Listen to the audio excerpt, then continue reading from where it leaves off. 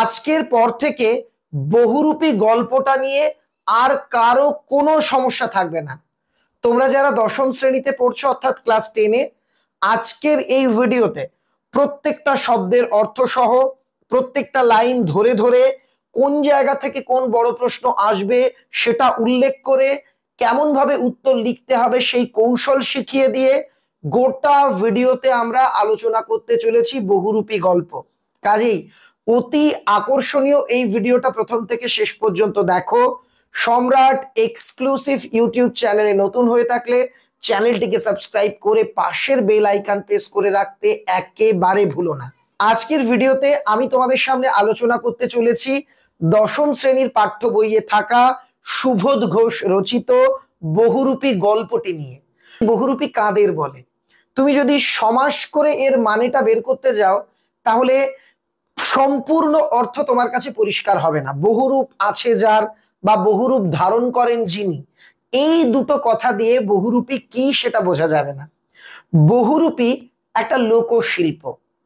এই বহুরূপী পেশার সঙ্গে যারা যুক্ত তারা নিত্য নতুন বেশ ধারণ করে মানুষের মনোরঞ্জন করেন এবং উপার্জন করেন। অর্থাৎ এখানে উপার্জন করাটা কিন্তু মাস্ট। তার মানে আমরা সহজভাবে বলতে গেলে যিনি বিভিন্ন বেশ বা রূপ ধারণ করে উপার্জন করেন বা জীবিকা নির্বাহ করেন তিনিই হলেন বহুরূপী। আজকের গল্পে আমরা পাবো বহুরূপী হরিদাকে। নাম হরি, তাকে দাদা বা দা বলে সম্বোধন করা হয়েছে।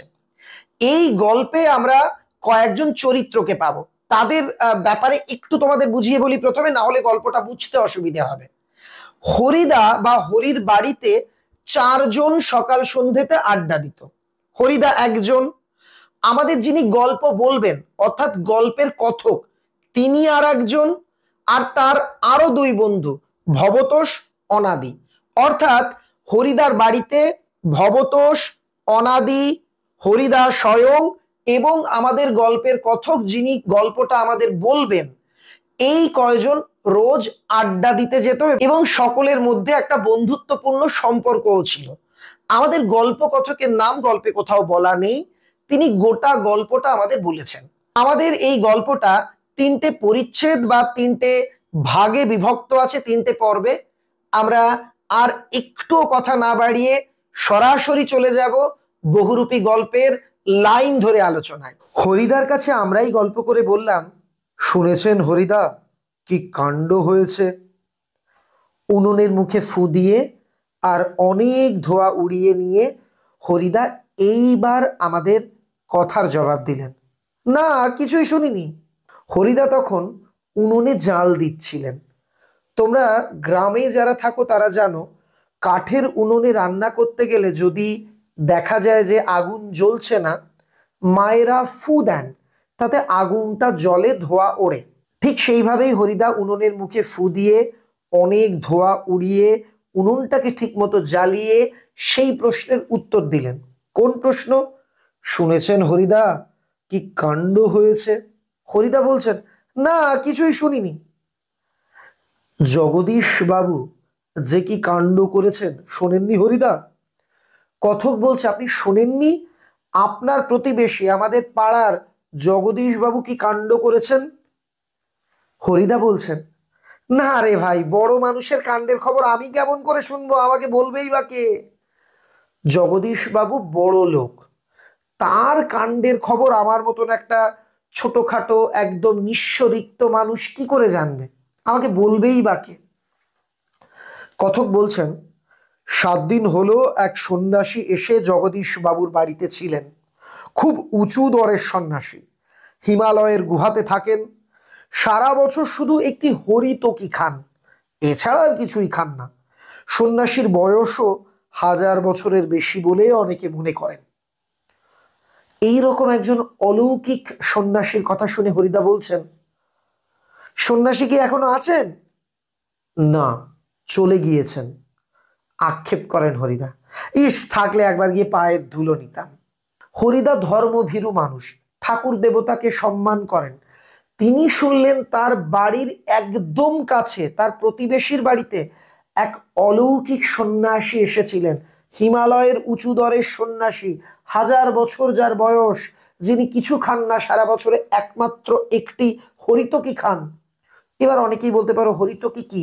অনেকটা জলপাইয়ের মতো দেখতে এক ধরনের ফল, পেটের সমস্যাতে এটা অনেকে খায়, অনেকে গুঁড়ো হরিতকি খেয়ে থাকে, এমনকি পুজোতেও হরিতকি লাগে ঘটের উপর দেওয়ার জন্য। তো আক্ষেপ করেন হরিদা, ইস আমার বাড়ির কাছে এইরকম একজন বড় সন্ন্যাসী এলো, আমি তার পায়ের ধুলো নিতে পারলাম না, তাকে নমস্কার করতে পারলাম না, এটা তার আক্ষেপ। তা পেতেন না হরিদা, সে ভয়ানক দুর্লভ জিনিস, যা সহজে পাওয়া যায় না তাকে দুর্লভ বলে। শুধু ওই একা জগদীশ বাবু ছাড়া আর কাউকে পায়ের ধুলো নিতে দেননি সন্ন্যাসী। কথক বলছে, আরে আপনি গেলেই কি পায়ের ধুলো পেতেন? সে খুব দুর্লভ জিনিস, ওই সন্ন্যাসীর পায়ের ধুলো পাওয়া, ওনাকে নমস্কার করা খুব দুর্লভ, ভাগ্যের ব্যাপার। একমাত্র ওই জগদীশ বাবু ছাড়া কাউকে উনি পায়ের ধুলো নিতে দেননি। হরিদা বলছেন, কেন?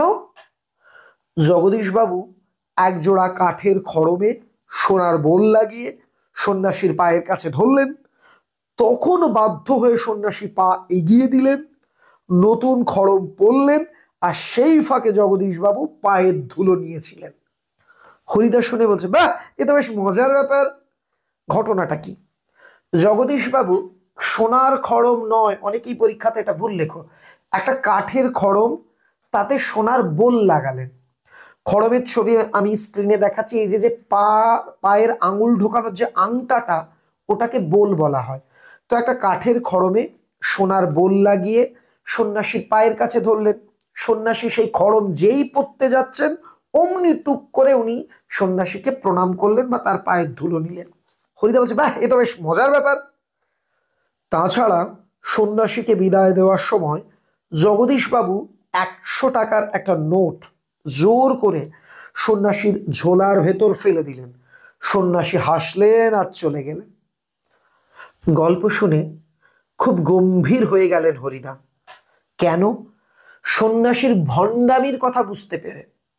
এতক্ষণ পর্যন্ত সন্ন্যাসীর প্রতি তার মনে শ্রদ্ধা ভক্তি ছিল, যেই শুনলেন সন্ন্যাসী সোনার আর কি বোল লাগানো খড়ম পড়তে পা এগিয়ে দেন, এমনকি শুনলেন যে 100 টাকার নোট পেয়ে সন্ন্যাসী হাসলেন, সেই অর্থ গ্রহণ করলেন, তখন হরিদা নিশ্চিত হয়ে গেল এ লোক ফ্রড, চিটিংবাজ। সন্ন্যাসীর ভণ্ডামি বুঝতে পেরে হরিদা গম্ভীর হয়ে গেলেন। অনেকক্ষণ চুপ করে রইলেন। আমরা কি বলছি না বলছি না সেদিকে হরিদার যেন কানই নেই। আচ্ছা, আমাকে তোমরা, আমার কথায় তো কান আছে সেটা বুঝতেই আমি জানতে চাইছি, বড় মানুষ বলতে বহুরূপী গল্পে কাকে বোঝানো হয়েছে, তার নামটা আমাকে কমেন্টে এক্ষুনি লিখে জানাও। এবার আমরা মূল কাহিনীতে যাওয়ার আগে, এই যে হরিদা চিন্তা করছে, চুপ হয়ে গেলেন, এর পরের ঘটনা জানবার আগে হরিদা কেমন মানুষ, হরিদা কতটা গরিব, হরিদা কেমন ভাবে বহুরূপী সাজেন, তাতে লোকের কি প্রতিক্রিয়া হয়, কেমন তার ইনকাম, কেমন তার মানসিকতা, এইগুলো একটুখানি আমরা জেনে নেব। হরিদার উনুনের আগুন তখন বেশ গনগন হয়ে জ্বলছে। আমাদের চায়ের জন্য 1 হাঁড়ি ফুটন্ত জল নামিয়ে দিয়ে হরিদা তার ভাতের হাঁড়িটাকে উনুনে চড়ালেন। হরিদা গম্ভীর চিন্তাকুল ভাবে ভাতের হাঁড়ি নামিয়ে কথকদের জন্য বা এই যে যিনি আমাদের গল্প বলছেন সে আর তার বন্ধুদের জন্য চায়ের হাঁড়ি চাপালেন। শহরের সবচেয়ে সরু এই গলিটার ভিতরে এই ছোট্ট ঘরটাই হরিদার জীবনের ঘর। শহরের একদম একটা নিরিবিলি প্রান্তরে, যেখানে মানুষ বেশি থাকে না, গরিব অঞ্চল, সেখানে মানে যেখানে রাস্তা টাস্তা কিচ্ছু নেই, বড় রাস্তা নেই, হাই রোড নেই, এরকম একটা জায়গায় ছোট্ট একটা ঘর, সেখানে হরিদা থাকেন। আর আমাদের 4 জনের সকাল সন্ধ্যার আড্ডার ঘর। হরিদার এই ঘরটা আমাদের 4 জনের আড্ডার ঘর। এখানে আমরা সকাল সন্ধ্যা আড্ডা দিই। কারা কারা? কথক, তার বন্ধু অনাদি, আর এক বন্ধু ভবতোষ, হলো 3 জন, প্লাস হরিদা, 4 জন। আমরা এই জায়গা থেকে বুঝতে পারছি হরিদা গরিব হলেও তার চরিত্রের একটা দিক ফুটে উঠছে, তিনি অত্যন্ত বন্ধুত্ব বৎসল, তিনি বন্ধুদের ভালোবাসেন। এমনকি এই বন্ধুরা তার অসমবয়সী, তিনি বড়, এরা কিন্তু ছোট, হয়তো কলেজে পড়া ছেলেরা। চা চিনি দুধ আমরাই নিয়ে আসি, হরিদা শুধু তার উনুনের আগুনের আঁচে জল ফুটিয়ে দেন। হরিদা গরিব মানুষ, কোথার থেকে আমাদের চা করে খাওয়াবেন? চা চিনি দুধ আমরা কিনে নিয়ে যাই, হরিদা উনুনের আঁচে ফুটিয়ে আমাদের চা দেন। এই সব লাইনগুলো কিন্তু প্রমাণ করছে হরিদা কতটা গরিব। খুবই গরিব মানুষ হরিদা, কিন্তু কাজ করতে হরিদার প্রাণের মধ্যে যেন একটা বাধা আছে। ইচ্ছে করলেই কোনো অফিসের কাজ কিংবা কোনো দোকানের বিক্রিওয়ালার কাজ পেয়ে যেতে পারেন হরিদা, কিন্তু ও ধরনের কাজ হরিদার জীবনের পছন্দই নয়। একেবারে ঘড়ির কাঁটার সামনে সময় বেঁধে দেওয়া, নিয়ম করে নিয়ে রোজই একটা চাকরির কাজ করে যাওয়া হরিদার পক্ষে সম্ভব নয়। হরিদার উনুনের হাঁড়িতে অনেক সময় শুধু জল ফোটে, ভাত ফোটে না। এই একঘেয়ে অভাবটাকে সহ্য করতে হরিদার আপত্তি নেই, কিন্তু একঘেয়ে কাজ করতে ভয়ানক আপত্তি। হরিদা চাইলেই সেলসম্যানের কাজ, কোনো দোকানে বিক্রিওয়ালার কাজ, কোনো অফিসের কাজ করতেই পারেন, কিন্তু হরিদা এগুলো পছন্দ করেন না। হরিদা নিয়মের নিগড়ে বাধা হতে চান না, তিনি স্বাধীন চেতা। রোজ এক টাইমে অফিসে যাও, অন্যের আন্ডারে কাজ করো, এগুলো হরিদার পছন্দ না। তাই হরিদা বহুরূপী জীবনকে বেছে নিয়েছেন। নিশ্চিত কাজ বা চাকরি না করে অনিশ্চিত বহুরূপী জীবন বেছে নিলে প্রতিদিন খাওয়ার মতো টাকা তো তার ইনকাম হয় না, মাঝে মাঝে তার ভাতের হাঁড়িতে চাল ফোটে না, শুধু জল ফুটিয়ে সেই জল খেয়ে তাকে দিন কাটাতে হয়। বাড়িতে অতিথি এলে, প্রিয় বন্ধুরা এলে, ইচ্ছে থাকলেও তাদের চা করে খাওয়াতে পারেন না হরিদা, সামর্থ্য নেই। এই একঘেয়ে অভাবটাকে তিনি সহ্য করতে পারেন, কিন্তু একঘেয়ে কাজ তিনি করবেন না, ভয়ানক আপত্তি তার। এই একঘেয়ে কাজ করতে তার ভালো লাগে না। একঘেয়ে কাজ করতে ভালো লাগে না মানে নিত্য নতুন নতুন নতুন কাজ করতে তার ভালো লাগে। হরিদার জীবনে সত্যিই একটা নাটকীয় বৈচিত্র্য আছে, আন্ডারলাইন করবে। সেকেন্ড সামেটিভে 50% স্কুলে এই প্রশ্নটা আসবে, হরিদার জীবনের নাটকীয় বৈচিত্র্যের পরিচয় দাও। আর সেটাই যে হরিদার জীবনের পেশা। হরিদা মাঝে মাঝে বহুরূপী সেজে যেটুকু রোজগার করেন, তাতেই তার ভাতের হাঁড়ির দাবি মিটিয়ে দিতে চেষ্টা করেন। ভাতের হাঁড়ির দাবি কি? আমি চাল সহ ফুটবো। এই কাজটা হরিদা ওই যা পান সেটা দিয়েই আর কি মিটিয়ে দেওয়ার চেষ্টা করেন। মাঝে মাঝে সত্যিই উপোস করেন হরিদা। তারপর একদিন হঠাৎ আবার এক সকালে কিংবা সন্ধ্যায় বিচিত্র ছদ্মবেশে অপরূপ হয়ে পথে বেরিয়ে পড়েন। কেউ চিনতে পারে না, যারা চিনতে পারে দু এক আনা বকশিস দেয়। আনা হচ্ছে আগেকার দিনে টাকা পয়সার হিসেব করা হতো, 16 আনায় 1 টাকা, 8 আনায় 50 পয়সা, 4 আনায় 25 পয়সা। তো যারা হরিদাকে চিনতে পারতো তারা 1-2 আনা বকশিস দিত, যে এই তো আর কি একটা বহুরূপী এসছে, একে দিই একটু টাকা। আর যারা চিনতে পেত না তারা কিছুই দিত না, অথবা 1-2 পয়সা দিত। হরিদাকে বহুরূপী সাজে যারা চিনতো তারা কি দিত, যারা চিনতো না তারা কি দিত, এটা কিন্তু মনে রাখবে। তারপর সে ভয়ানক দুর্লভ জিনিস কোনটি, কেন দুর্লভ মনে রাখবে। জগদীশ বাবু কোন মজার ব্যাপার ঘটিয়েছিলেন বা কিভাবে সন্ন্যাসীর পায়ের ধুলো নিয়েছিলেন, এটা মনে রাখবে। হরিদা ও ধরনের কাজ হরিদার পছন্দ নয়। কোন ধরনের কাজ কেন পছন্দ নয় ভালো করে পড়বে। এবার হরিদার বিভিন্ন সাজের বর্ণনা আমরা পড়ব। একদিন চকের বাস স্ট্যান্ডের কাছে ঠিক দুপুরবেলাতে একটা আতঙ্কের হল্লা বেজে উঠেছিল। একদিন একটা জায়গা চকের বাস স্ট্যান্ড, যেমন মানিক চক একটা জায়গার নাম, তেমনি চকের বাস স্ট্যান্ডে যাত্রীদের মধ্যে একটা আতঙ্কের হৈ হৈকার হল্লা বেজে উঠল। কেন? একটা উন্মাদ পাগল, তার মুখ থেকে লালা ঝরে পড়ছে, চোখ দুটো কটকটে লাল, তার কোমরে একটা ছেঁড়া কম্বল জড়ানো, পুরোটা মনে রাখবে সাজটা, গলায় টিনের কৌটোর একটা মালা। পাগলটা একটা থান ইট অর্থাৎ আস্ত ইট হাতে তুলে নিয়ে বাসের উপরে বসা যাত্রীদের দিকে তেড়ে যাচ্ছে। যারা বাসে বসে আছে তাদের দিকে এই পাগলটা একটা ইট নিয়ে তেড়ে যাচ্ছে। চেঁচিয়ে উঠছে যাত্রীরা, 2-1 পয়সাও ফেলে দিচ্ছে। একটু পরে বাসের ড্রাইভার কাশীনাথ ধমক দেয়। বাসের ড্রাইভারের নাম কি? খুব ইম্পর্টেন্ট প্রশ্ন। খুব হয়েছে হরি, এইবার সরে পড়ো, অন্যদিকে যাও। খুব হয়েছে হরি, এইবার সরে পড়ো। বক্তাকে বাস ড্রাইভার কাশীনাথ হরিদাকে বলছে, এই হরি, অনেক খেলা দেখিয়েছো, ভয় দেখিয়েছো যাত্রীদের, টাকা পেয়েছো, এবার সরো এখান থেকে। হ্যাঁ, এটা কি? এটা বহুরূপী। বাসের যাত্রীরা কেউ হাসে, কেউ বেশ বিরক্ত হয়, কেউ আবার বেশ বিস্মিত। সত্যি খুব চমৎকার পাগল সাজতে পেরেছে লোকটা। হরিদার জীবন এই রকম বহু রূপের খেলা দেখিয়েই একরকম চলে যাচ্ছে। এই শহরের জীবনে মাঝে মাঝে বেশ চমৎকার ঘটনা সৃষ্টি করেন বহুরূপী হরিদা। সন্ধ্যার আলো সবেমাত্র জ্বলেছে, দোকানে দোকানে লোকজনের ব্যস্ততার মুখরতা, যে লোকজন গল্পগুজব শুরু করেছে, জমে উঠেছে। হঠাৎ পথের উপর দিয়ে ঘুঙুরের মিষ্টি শব্দ রুমঝুম করে বেজে বেজে চলে যেতে থাকে। এক রূপসী বাইজি প্রায় নাচতে নাচতে চলে যাচ্ছে। বাইজি হচ্ছে নর্তকী, যারা রংমহলে নাচ করত এবং নিশাখোরদের, যারা মাতাল, তাদের বিনোদন করত। তো এক বাইজি প্রায় নাচতে নাচতে চলে যাচ্ছে।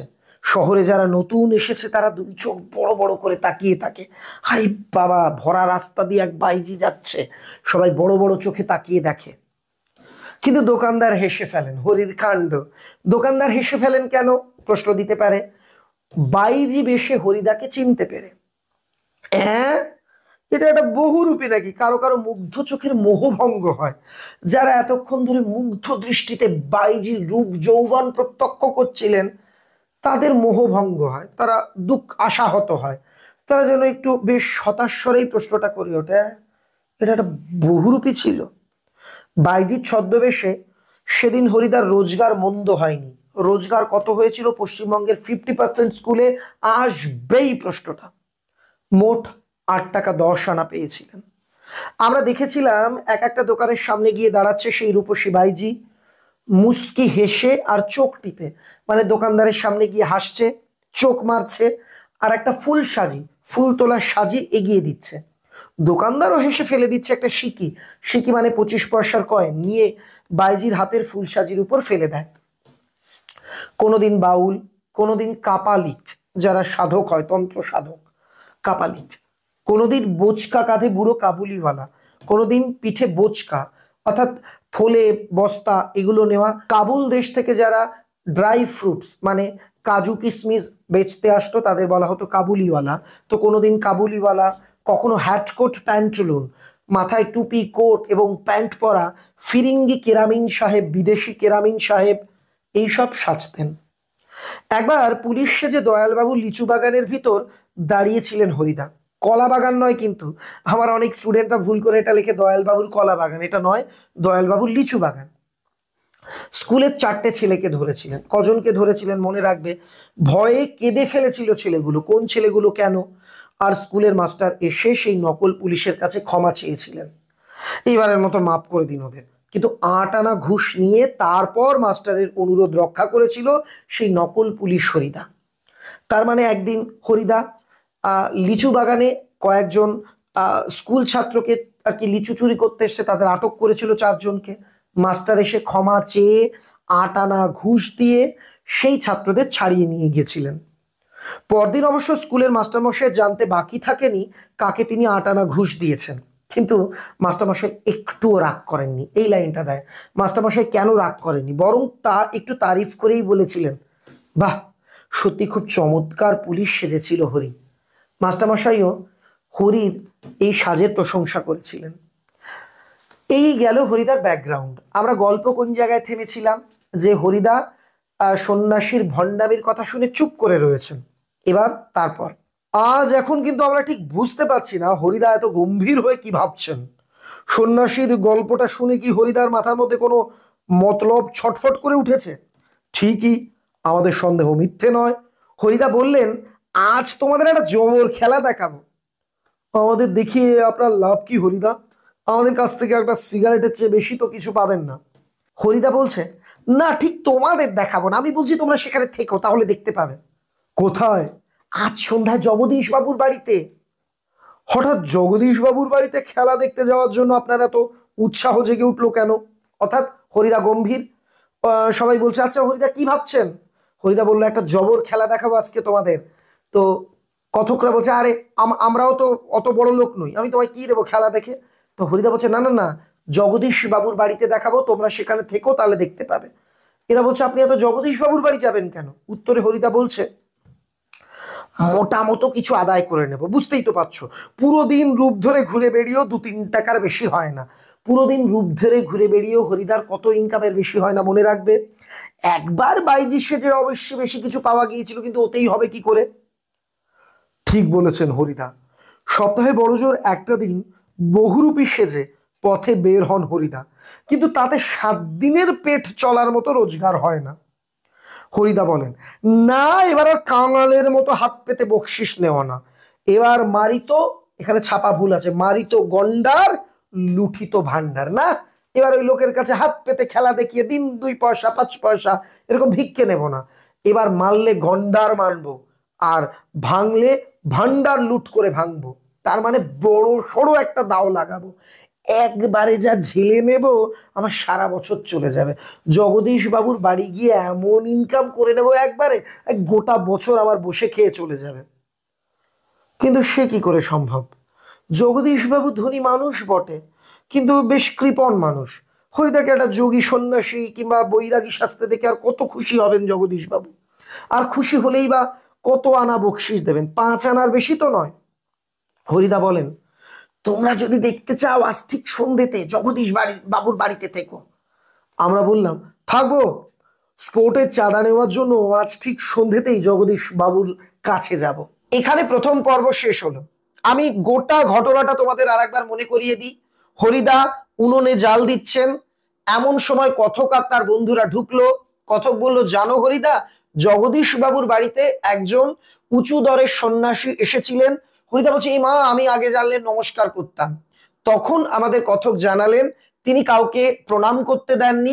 জগদীশ বাবু সুকৌশলে সোনার বোল লাগানো খড়ম পরানোর আছিলায় তার পায়ের ধুলো নেন, এমনকি যাওয়ার সময় তার ঝোলাতে 100 টাকা দেন। এতে সন্ন্যাসী হাসি মুখে চলে যান।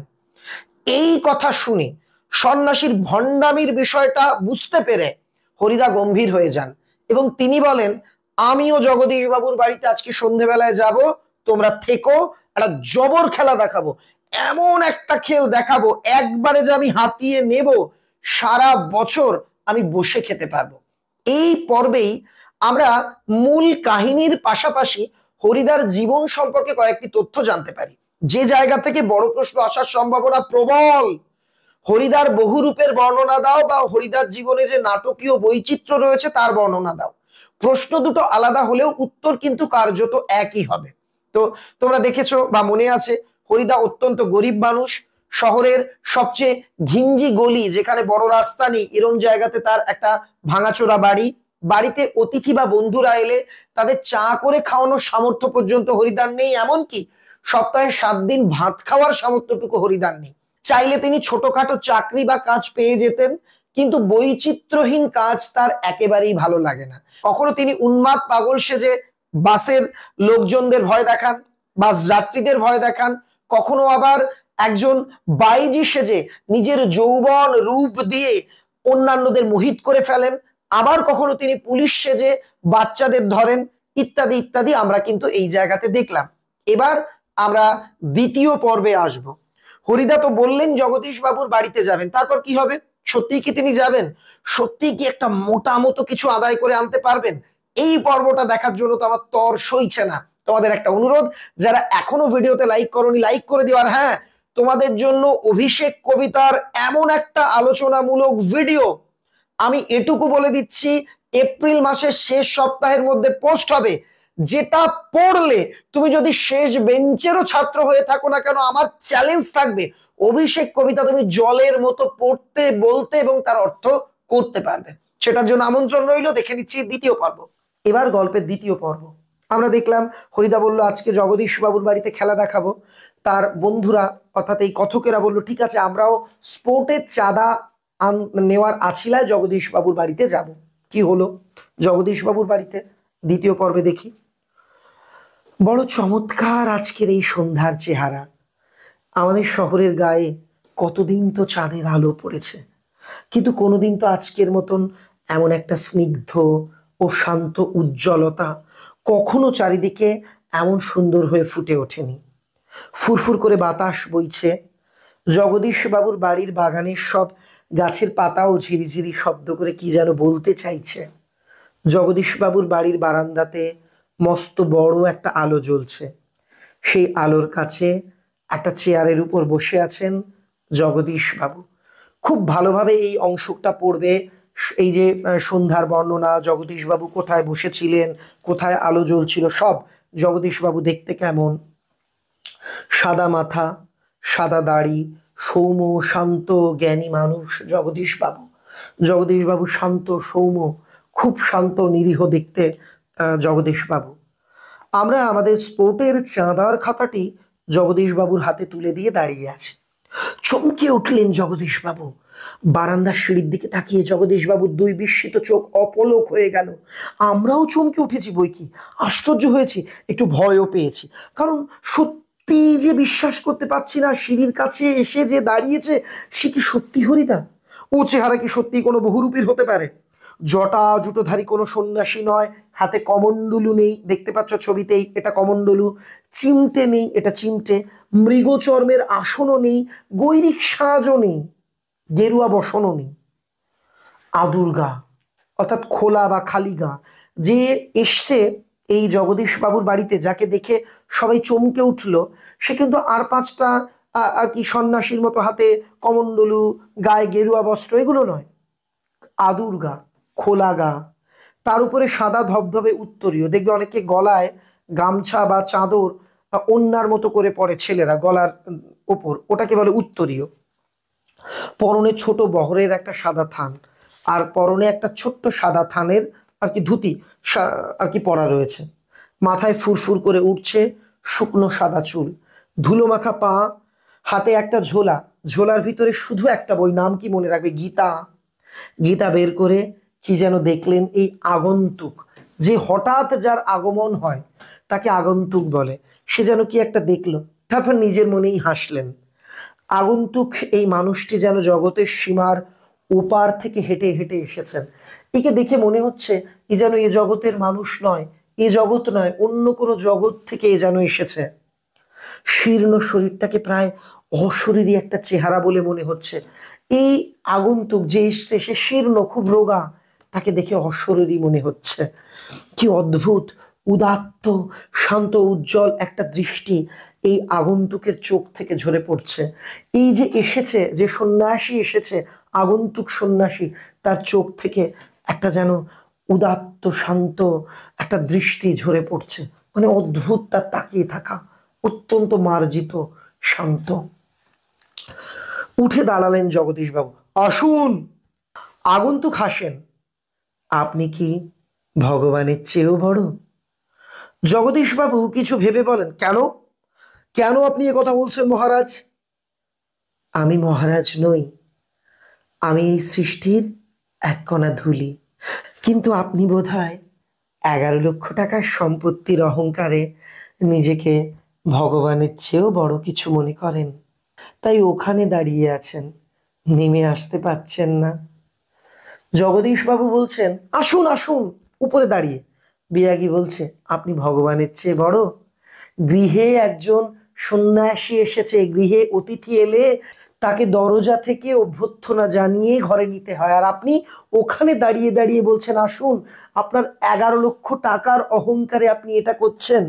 সেই মুহূর্তে সিঁড়ি ধরে নেমে যান জগদীশ বাবু। আমার অপরাধ হয়েছে, আপনি রাগ করবেন না। আগন্তুক আবার হাসেন। আমি বিরাগী, রাগ নামের কোনো রিপু আমার নেই, ছিল একদিন, সেটা পূর্বজন্মের কথা। তাহলে যে লোকটি এলো সেই সন্ন্যাসী নিজেকে বলছেন আমি বিরাগী, আমার শরীরে রাগ অনুরাগ কোনো রিপু নেই, আমার শরীরে রাগ নামে কোনো শত্রু নেই। গীতাতে আমরা দেখি ভগবান শ্রীকৃষ্ণ অর্জুনকে মানুষের ষড়রিপুর কথা বলেছেন। আমরা দেখলাম এর এই যে আগন্তুক, এর ঝোলাতেও একটা গীতা আছে, শ্রীমদ্ ভগবদ গীতা। তাতে ভগবান শ্রীকৃষ্ণ বলছেন কাম, ক্রোধ, লোভ, মোহ, মদ, মাৎসর্য, এই 6টি হলো মানুষের শত্রু।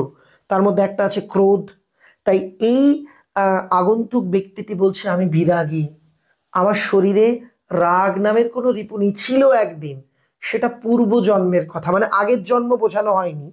যখন কেউ সন্ন্যাসী হয়ে যায় তার আগে সে যখন বাড়িতে থাকতো বাবা মায়ের সঙ্গে বা বউয়ের সঙ্গে, সেই সাংসারিক জীবনটাকে আর একটা জন্ম ধরা হয়। তাই তাই পূর্বজন্ম বলতে আমি যখন সন্ন্যাস নিইনি, যখন গৃহস্থ ছিলাম, সে জন্মে আমার রাগ হতো, ওই জন্মে আমি রাখতাম, কিন্তু এখন আমি বিরাগী, আমি রাগী না। জগদীশ বাবু বলেন, বলুন এখন আপনাকে কিভাবে সেবা করব? বিরাগী বলেন, ঠান্ডা জল চাই, আর কিছু চাই না। ঠান্ডা জল খেয়ে হাঁপ ছাড়েন বিরাগী। এদিকে ভবতোষ, আমি ওই যে বলেছিলাম কথকের বন্ধুর নাম ভবতোষ আর অনাদি, ভবতোষ আমার কানের কাছে ফিস ফিস করে বলে, না না হরিদা না, হতেই পারে না, অসম্ভব, হরিদার গলার স্বর এরকমের না। বিরাগী আবার বলছেন, পরম সুখ কাকে বলে জানেন? সব সুখের বন্ধন থেকে মুক্ত হয়ে যাওয়া। এটা খুব ইম্পর্টেন্ট, যে বিরাগীর মতে পরম সুখ কি। বিরাগী জগদীশ বাবুকে বলছেন, সব সুখের আকাঙ্ক্ষা ত্যাগ করাই হলো পরম সুখ। ভবতোষের কানের কাছে মুখ এগিয়ে অনাদি বলে, শুনেছ তো, এসব ভাষা কি হরিদার মুখের ভাষা হতে পারে? জগদীশ বাবু ততক্ষণ সিঁড়ির ওপর বসে পড়েছেন। বোধহয় বিরাগীর পা স্পর্শ করবার জন্য তার হাত দুটো ছটফট করতে শুরু করেছে। জগদীশ বাবু বলেন, আমার এখানে কয়েকটা দিন থাকুন বিরাগীজি, আপনার কাছে এটা আমার প্রাণের অনুরোধ। দুহাত জোর করে বিরাগীর মুখের দিকে তাকিয়ে থাকেন জগদীশ বাবু। বিরাগী হাসেন, বাইরে খোলা আকাশ থাকতে, ধরিত্রীর মাটিতে স্থান থাকতে, আমি এক বিষয়ী দালান বাড়িতে থাকবো কেন বলতে পারেন? এই যে পৃথিবী, এত খোলা পৃথিবী, বাইরে আকাশ মাটি, এসব কিছু রেখে আমি একজন ধনী ব্যক্তির, একজন বিষয়ী ব্যক্তির কোঠা বাড়িতে কেন থাকবো আপনি বলতে পারেন? বিরাগীজি, জগদীশ বাবুর গলার স্বরে আবেদন করুণ হয়ে ছলছল করে। বিরাগী বলেন, না, আপনার এখানে জল খেয়েছি, এই যথেষ্ট। পরমাত্মা আপনার কল্যাণ করুন, কিন্তু আপনার এখানে থাকা আমার পক্ষে সম্ভব নয়।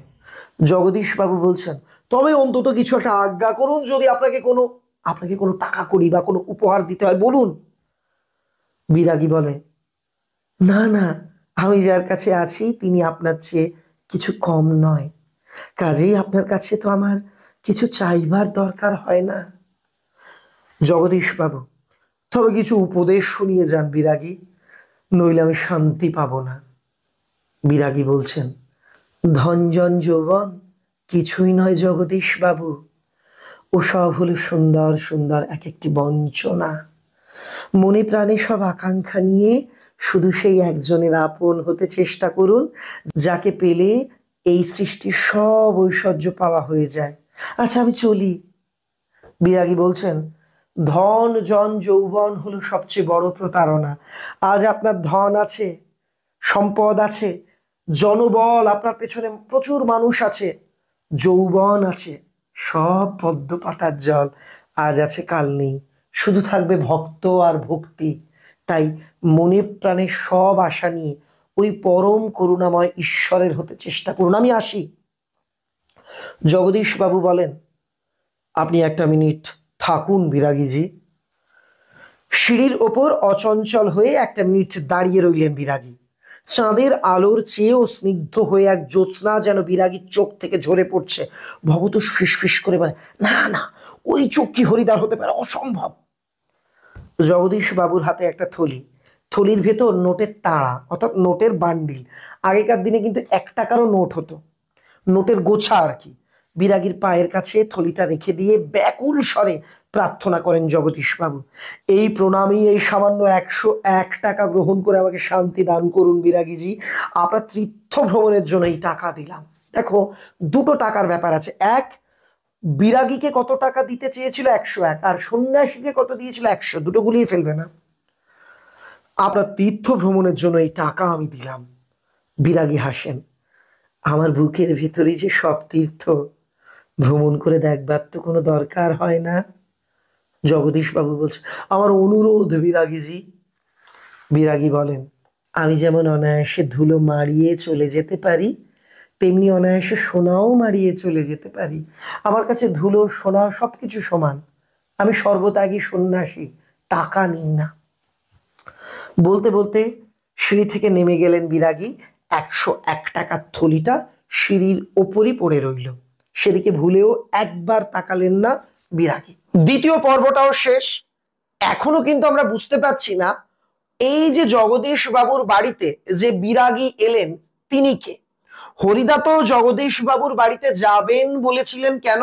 যে মোটামতো কিছু আদায় করে নেওয়ার জন্য। কিন্তু মোটামতো অর্থ দিতে চাইলেও এই বিরাগী সন্ন্যাসী তো সেটা প্রত্যাখ্যান করলেন। এমনকি হরিদা যদি এই ব্যক্তি হয়ে থাকতেন, হরিদার বাড়িতে 24 ঘন্টায় প্রায় যারা পড়ে থাকে তার 3 বন্ধু, অনাদি, ভবতোষ আর কথক আমাদের, তারা কিন্তু কেউ হরিদাকে চিনতে পারলেন না। হরিদার গলার টোন, তার চোখের দৃষ্টি কিছুই মেলাতে পারলেন না। তোমাদের কি মনে হচ্ছে বলো তো? আর হ্যাঁ, আমি কিন্তু চেষ্টা করেছি, আমি তো অভিনেতা নই, প্রত্যেকটা যে ক্যারেক্টার তাদের কণ্ঠস্বর আলাদা রাখতে এই গল্প পড়ার সময়, যাতে গল্পে নাটকীয়তা সৃষ্টি হয়, যাতে গল্পটা তোমার মাথায় পুরোপুরি গেঁথে যায়। তুমি আমাকে কমেন্টে লিখে জানাও গল্পটা সত্যি সত্যি মাথায় গাচ্ছে তো। তোমার বন্ধুদের জানাও এই ভিডিওটার ব্যাপারে, এক্ষুনি তোমাদের হোয়াটসঅ্যাপ গ্রুপ কিংবা ইনস্টা গ্রুপে এই ভিডিওটা শেয়ার করে দাও, যাতে তারাও এই গল্পটা সহজে বুঝে যেতে পারে। এবার তৃতীয় পর্ব, আসল ঘটনা কি হয়েছে, সত্যি হরিদা গেছিলেন কিনা, বা তিনি না গিয়ে কি করলেন বাড়িতে বসে, সেটাই জানতে পারবো এই জায়গাতে। তাহলে চলো দেখে নিই গল্পের অন্তিম অংশ। কি করছেন হরিদা? কি হলো? কই, আজ যে বলেছিলেন জবর খেলা দেখাবেন, সে কথা কি ভুলে গেলেন? আজকে সন্ধ্যাটা ঘরে বসেই কাটিয়ে দিলেন কেন? বলতে বলতে আমরা সবাই হরিদার ঘরের ভেতর ঢুকলাম। হরিদার উনুনের আগুন তখন বেশ গনগন হয়ে জ্বলছে। উনুনের উপর হাঁড়িতে চাল ফুটছে, আর একটা বিড়ি ধরিয়ে নিয়ে হরিদা চুপ করে বসে আছেন। আমাদের দেখতে পেয়ে লজ্জিতভাবে হাসলেন। কি আশ্চর্য! চমকে ওঠে ভবতোষ।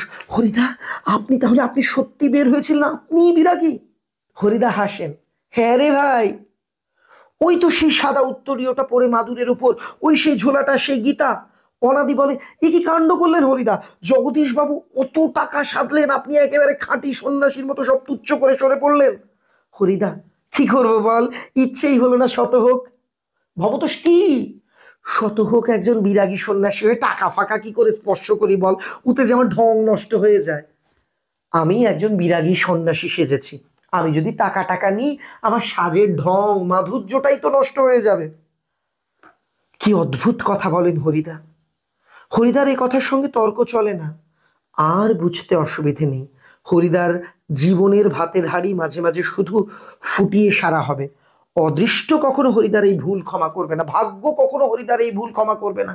যে লোকটা খেতে পায় না, কিছু কিছু দিন যাকে শুধু জল খেয়ে কাটাতে হয়, সে হাতে এতগুলো টাকা পেয়ে যেত, কিন্তু তার শিল্পের প্রতি এত ভালোবাসা যে আমি যে সাজ সেজেছি সেই সাজের সেই চরিত্রের সঙ্গে মিশে গেছি। সন্ন্যাসী সেজেছি, বিরাগী সন্ন্যাসী কখনো টাকা নেয় না, আমি নেব না। হরিদার এই ভুল ভাগ্য কখনো ক্ষমা করবে না। অনাদি বলে, কিন্তু আপনি কি জগদীশ বাবুর কাছে গিয়ে আর কখনো, মানে অনাদি বলতে চাইছে, আর কখনো বড় কোনো দাও দেবেন বলে কি প্রথমবার টাকা নিলেন না? কথাটা বলতে দিল না। হরিদা চেঁচিয়ে বলে, যাবই তো, না গিয়ে উপায় কি, অন্তত বকশিসটা তো দাবি করতে হবে। বকশিস? চেঁচিয়ে ওঠে ভবতোষ, সে তো বড় জোর 8 আনা কিংবা 10 আনা। হরিদা বিড়ি মুখে দিয়ে লজ্জিতভাবে হাসলেন। কি আর করা যাবে বল, খাঁটি মানুষ তো নয়, বহুরূপী জীবন, এর থেকে বেশি কি আর আশা করতে পারে। তাহলে তোমরা বুঝে গেলে হরিদা কত উচ্চ মানের একজন শিল্পী, একজন বহুরূপী। তার বন্ধুরা পর্যন্ত তাকে চিনতে পারল না। তার কণ্ঠস্বর, তার দৃষ্টি সবকিছু আলাদা। এবার তোমার একটা প্রশ্ন খুব গুরুত্বপূর্ণ, এখান থেকে বড় প্রশ্ন। আগে একটা বলেছি কি, যে হরিদার নাটক জীবনের নাটকীয় বৈচিত্র্য বা তার বহুরূপের বর্ণনা। দ্বিতীয় বড় প্রশ্ন, হরিদা বিরাগী সেজে জগদীশ বাবুর বাড়িতে যাওয়ার পর কি ঘটেছিল, এটা একবার মাধ্যমিকেও এসছে। এবং এখান থেকে অন্তিম আরেকটি প্রশ্ন পড়তে হবে, সেটা হচ্ছে হরিদার চরিত্র আলোচনা করো। আচ্ছা তোমরা আমাকে বলো, হরিদা কি সৎ মানুষ নাকি ফ্রড?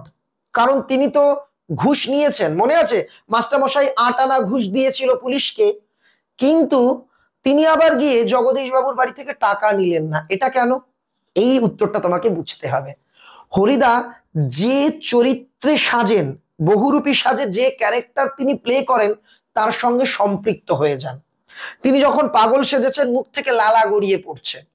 তিনি যখন বাইজি সেজেছে, বাইজিরা কি করে, মানে বিত্তবান পুরুষ যাদের অনেক টাকা আছে তাদের নিজের রূপ যৌবন দিয়ে আকৃষ্ট করে, উনি চোখ টিপছেন, মুচকি হাসছেন, টাকা নিচ্ছেন। পুলিশরা কি করে, আমি বলছি না সব পুলিশ এমন করে, কিন্তু অনেক ক্ষেত্রে আমরা শুনি পুলিশরা ঘুষ নিয়ে ছাড়েন। তাই তিনি পুলিশ সেজেছেন যখন, তিনি কিন্তু ঘুষ নিয়েছেন জাস্ট ওই চরিত্রটাকে প্রাণবন্ত করে তুলতে। কিন্তু তিনি যখন বিরাগী সন্ন্যাসী সাজলেন, একজন সন্ন্যাসী তো কখনো অর্থের মোহে আটকায় না। এ গল্প একটা অদ্ভুত গল্প। দেখো, যখন হিমালয়ের উঁচু দরের সো কল্ড সন্ন্যাসী, তিনি অর্থ আর সোনার বোল লাগানো খড়মের মোহ ত্যাগ করতে পারলেন না, তখন একজন দিন আনি দিন খায়, যার আগামীতে সে কি খাবে তার ঠিক নেই, 7 দিন যে ভাত পায় না, সেই রকম একটা বহুরূপী সন্ন্যাসী অর্থের মোহকে ত্যাগ করে নিজের শিল্পী সত্তার জয়ধ্বজা উত্তোলন করলেন। ভাবো তিনি কত বড় মনের মানুষ। তিনি জানেন একজন বিরাগী কখনো অর্থ নেন না। একদিকে তার মেন্টালি দোটানা চলছে, কিন্তু সে ভেবেছে আমি জগদীশ বাবুর বাড়ি গিয়ে মোটা মতো কিছু হাতিয়ে নেব। কিন্তু যখন তিনি বহুরূপী সাজলেন, তার সেই মোহ দূর হয়ে গেল, কারণ তিনি একজন প্রকৃত শিল্পী। তিনি আজ একজন সন্ন্যাসী সেজেছেন। সন্ন্যাসী হয়ে টাকা ফাঁকা স্পর্শ করি কি করে বলতো? খাঁটি সন্ন্যাসীর মতো তিনি কিন্তু অর্থের মোহকে শুধু জয় করেননি, এই অর্থটা প্রত্যাখ্যান করে তিনি প্রমাণ করলেন তিনি একজন সৎ শিল্পী। এটাই হচ্ছে এই গল্পের মূল নির্যাস। সত্যিই তো এই চরিত্রটা পড়তে গিয়ে আমাদের অনেক কিছু মনে হয়। আজও যে এই ধুলার ধরণীতে সৎ শিল্পী, সৎ মানুষেরা কষ্ট হোক, শত বিপর্যয় হোক, মাথা উঁচু করে বেঁচে থাকেন, এটাই হচ্ছে মানে প্রমাণ করছে এই গল্প। কেমন লাগলো তোমার এই গল্প? আমাকে লিখে জানিও। যে 3টে প্রশ্ন বললাম এখন থেকেই রেডি করা শুরু করতে হবে, কেমন? তোমাদের জন্য আমার লেখা সম্রাট এক্সক্লুসিভ বই আগামী 1 মাসের মধ্যে, মোটামুটি ধরে রাখা যেতে পারে জুন মাসের মধ্যে প্রকাশিত হবে। তার আগে আমি তোমাদের জানিয়ে দেব। সবাই ভালো থেকো। অভিষেক কবিতা দেখবার জন্য আমন্ত্রণ জানিয়ে আজকের ভিডিওটা এখানেই শেষ করলাম।